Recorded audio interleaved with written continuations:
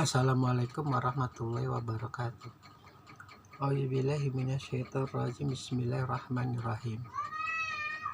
Iram zatil limat, yaitu penduduk Iram, di mana ibu kota kaum Ad, yang mempunyai bangunan-bangunan yang tinggi.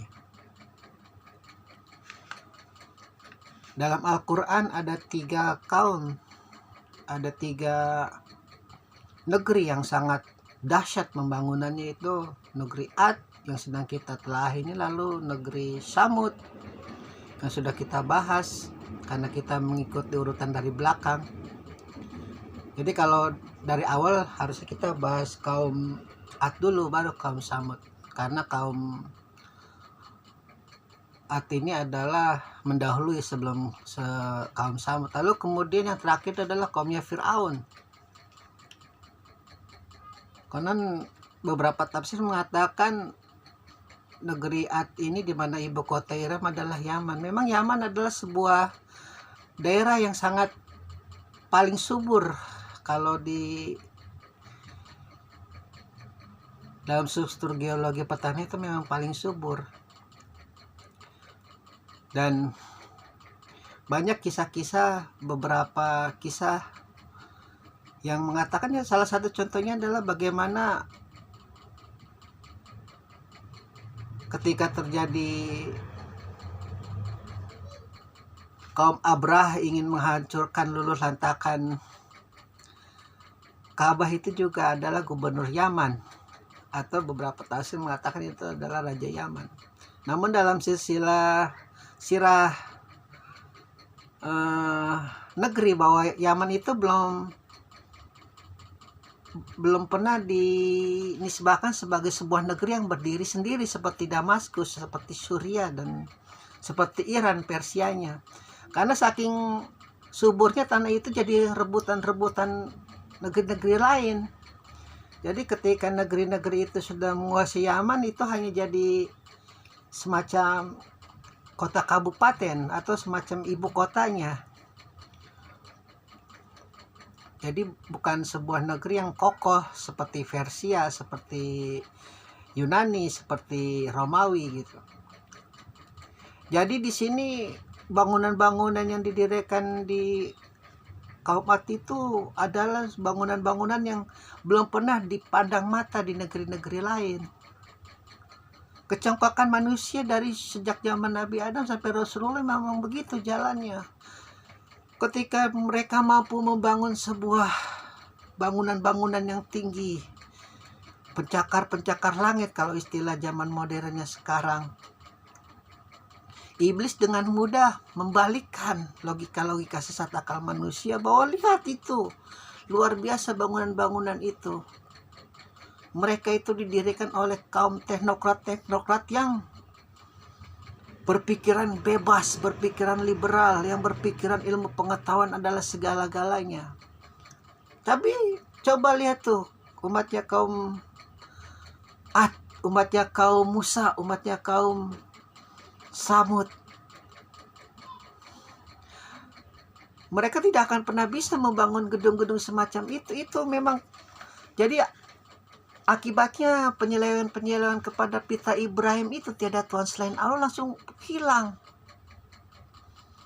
Dalam hal ini adalah masih zaman ruhnya Nabi Nuh, Ibrahim belum lahir. Karena kaum Ad ini adalah memang satu keturunan Nabi Nuh yang Allah berikan berkah berupa tubuh yang sangat kuat, dan memang ya kalau dalam istilah logika-logika kaum ateis, kaum yang tidak mempercayai Tuhan, adalah raksasa.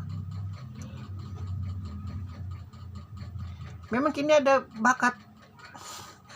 Kita bicara dengan makam kitab ya, keimanan, kerasulan. Jadi saintifisnya, sisi ilmiahnya tolong kesampingkan dulu. Memang kita ini ada bakat keturunan raksasa.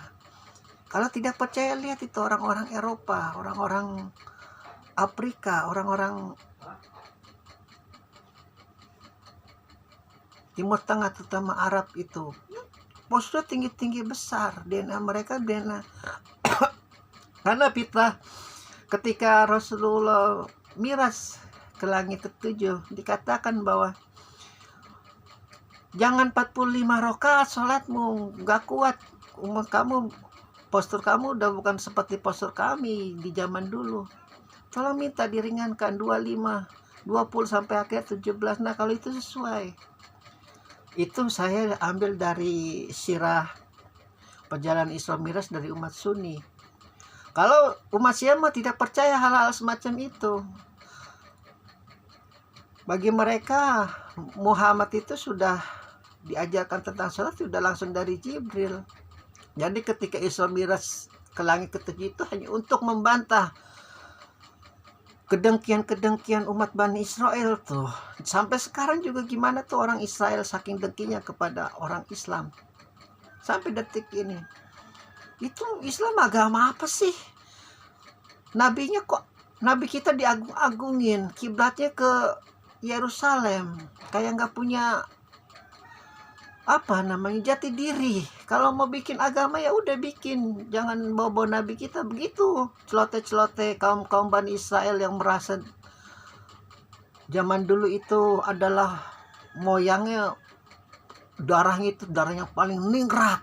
Sampai detik ini kaum Bani Israel walaupun jumlahnya sedikit yang sangat fanatik kepada keisraelannya itu masih ada, masih banyak. Makanya Allah tegaskan, udah lo ke langit ketujuh aja deh mas sama gue.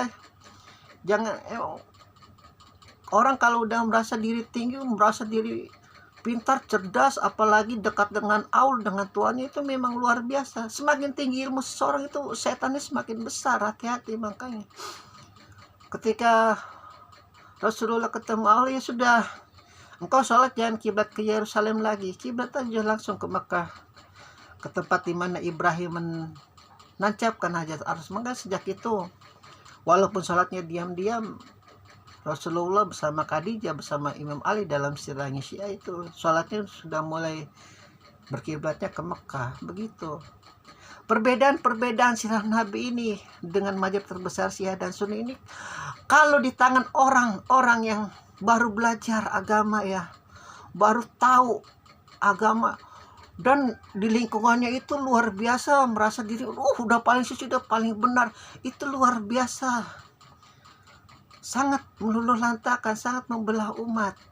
Jadi konsentrasi kita bukan membangun teknologi lagi, bukan membangun masyarakat yang beradab lagi. Jadi hal-hal yang gak penting yang kita urus, masalah-masalah receh, masalah-masalah sepele. Makanya orang ateis, orang Eropa yang liberal itu sangat kasihan melihat umat Islam itu. Sebenarnya fitrah ilmu pengetahuan mereka sangat tinggi, karena Al-Qurannya benar-benar luar biasa kitabnya. Bagaimana diterangkan begitu detail peristiwa-peristiwa zaman dahulu oleh Nabi, dan dengan akhlaknya yang tidak pernah berkata bohong. Jangankan berkata bohong, dari ujung rambut itu mungkin kata bohong, kata ingkar, kata dusta itu tidak ada di dalam kamus hidupnya Rasulullah, di dalam kamus hidupnya Ali. Makanya sebejat apapun Muawiyah dengan latar belakang bagaimana mengalahkan segala cara mencapai tujuannya, Ali tidak mau ambil pusing. Meskipun Khawarij berusaha untuk Allah kita perang, gak mau ambil pusing. Karena ketika kita berbohong, ketika kita ingkar, itu urusannya bukan sama kita lagi. Karena Rasulullah itu sangat al-amin. Ketika mereka berbohong di depan Rasulullah, ya Rasulullah sudah angkat tangan dengan segala kemaksiatan mereka. Yang penting sudah mengingatkan, hati-hati, karena urusannya bukan sama aku lagi. Begitu. Jadi kaum Ad ini juga begitu, dengan congkaknya, dengan kesombongannya itu sangat menjalimi umatnya kaum Nabi Hud, sama seperti kaum Samud yang sangat menjalimi umatnya Nabi Saleh, dan sama juga seperti kaum kafir Quraisy yang sangat menjalimi umatnya Rasulullah. 11-12 bagaikan kaca ketika kita bercermin. Begitu jalimnya mereka. Makanya Allah mengingatkan, lu nggak tahu kisah kaum Ad, ceritain deh Mat, ya ceritain dulu biar mereka tahu. Begitu Allah berkata kepada Rasulullah, kepada umatnya sangat membangkang. Alhamdulillahirabbil alamin.